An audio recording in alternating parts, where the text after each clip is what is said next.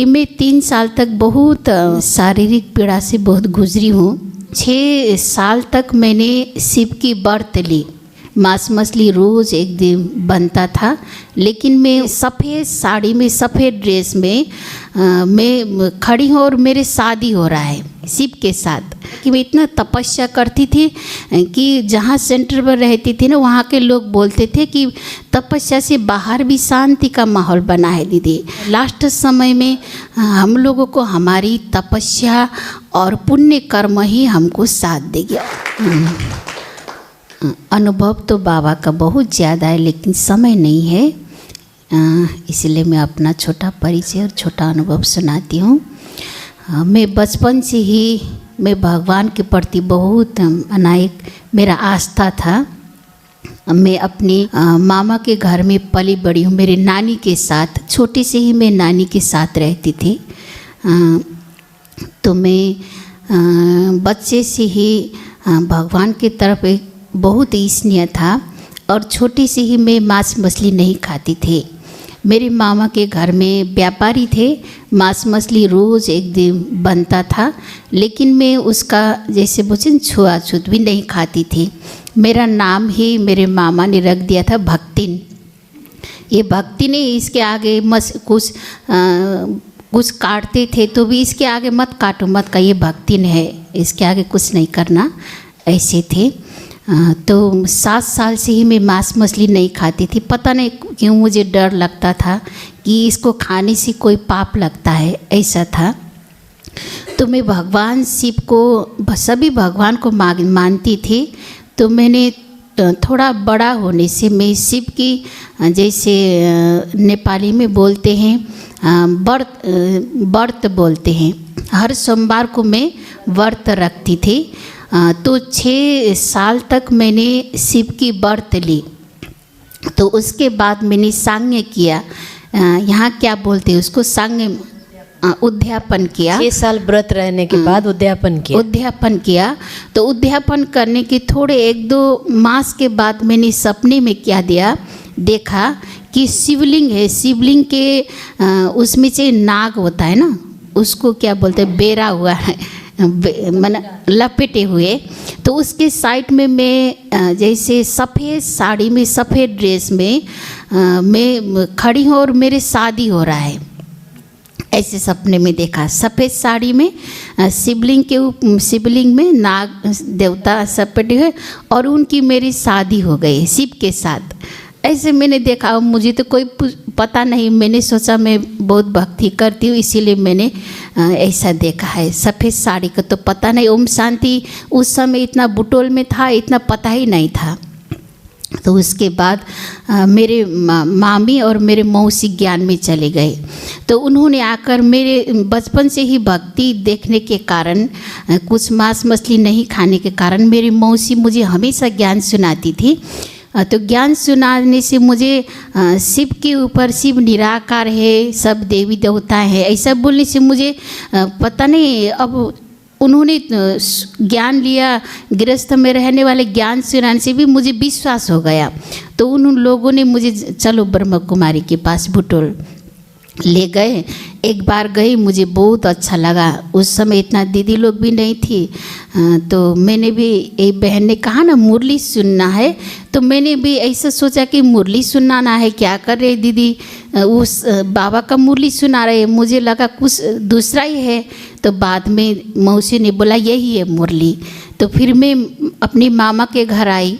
तो मौसी बार बार कहती थी, लेकिन मेरी मामा मामी कहते थे आप क्या सुना रही हो, इसको क्यों भटका रही हो। क्योंकि मुझे, मेरे मामा मामी को, एक मामी ज्ञान में थी, दूसरी मामी के पास रहती थी, उनको पता नहीं था। तो उन्होंने ऐसा बोला। तो मुझे फिर दूसरी बार आई बाबा के घर बुटोल में, तो मुझे बहुत अच्छा लगता गया। तो मैंने एक बार मामा से बोला, मामा मैं ब्रह्म कुमारी में जाऊंगी बैठने के लिए। तो मामा बोले ठीक है, आज जाओ, कल आ जाओ, ऐसा बोले। तो मैंने कहा नहीं मामा, मैं सदा के लिए जाऊंगी।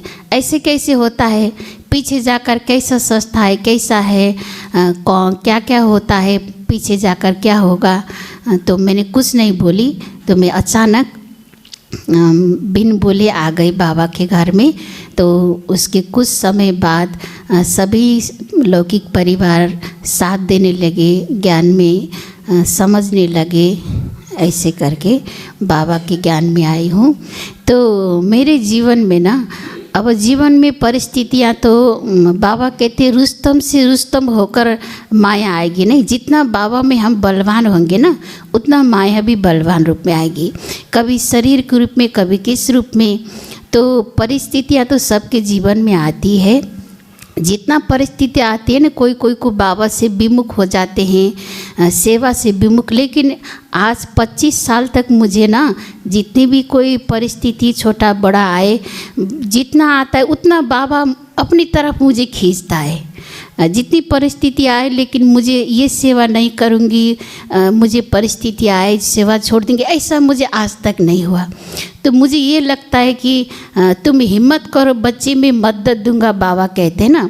बाबा हर परिस्थिति में मुझे अपनी तरफ खींचता है, बुद्धि को। तो सेवा और करने का उमंग आता है। मैं समझती हूँ जो भी हिसाब किताब कई जन्म 63 जन्म का है हमारा, वो हम लोगों को भोगना है। तो बाबा मुझे अपनी तरफ खींचता है, सेवा में उमंग उत्साह दिलाता है। यही बाबा की मदद है, मैं यही समझती हूँ। बाबा से मैं एक बात बताऊंगी कि मैं 3 साल तक बहुत शारीरिक पीड़ा से बहुत गुजरी हूँ, बहुत बड़ी शारीरिक। तो मुझे ऐसा लगता था कि दर्द सहते सहते बाबा कभी कभी मुझे ले जाओ, मैं सहन नहीं कर पाऊँगी। लंबे समय तक हुआ।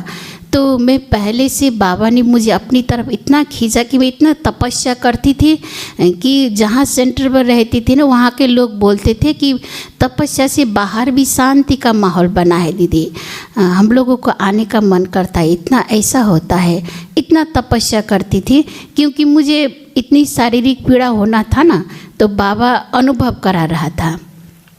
तपस्या में तो मुझे इंटरेस्ट है, तो अनुभव करा रहा था। तो 3 साल में इतना शारीरिक पीड़ा से गुजरी कि उस समय मुझे विचलित नहीं हुआ कि बाबा के घर छोड़कर जाऊं, बाबा से नाराज़ हूं, बाबा मुझे नहीं देख रहा है, बाबा को मैं इतना प्यार करती थी, बाबा मुझे हेल्प नहीं कर रहा है, ऐसा मुझे कभी भी संकल्प नहीं आया।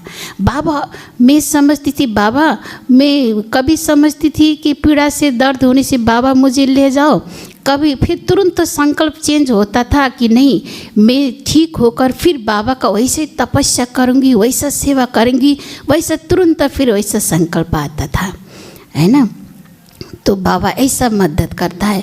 इसीलिए मैं आप लोगों को, आप लोग भी अनुभवी है, तो बाबा कहता है लास्ट समय में हम लोगों को हमारी तपस्या और पुण्य कर्म ही हमको साथ देगी, और कोई भी चीज़ साथ नहीं देता, पुण्य कर्म और तपस्या। इसीलिए हम हमेशा हमारे जीवन में कहीं भी तरह परिस्थिति आए, हम बाबा और तपस्या, बाबा का सेवा और तपस्या से कभी भी विमुख नहीं होना है। मैं यही अपना अनुभव, यही मेरा अनुभव है। बहुत बहुत धन्यवाद, शुक्रिया। ओम शांति।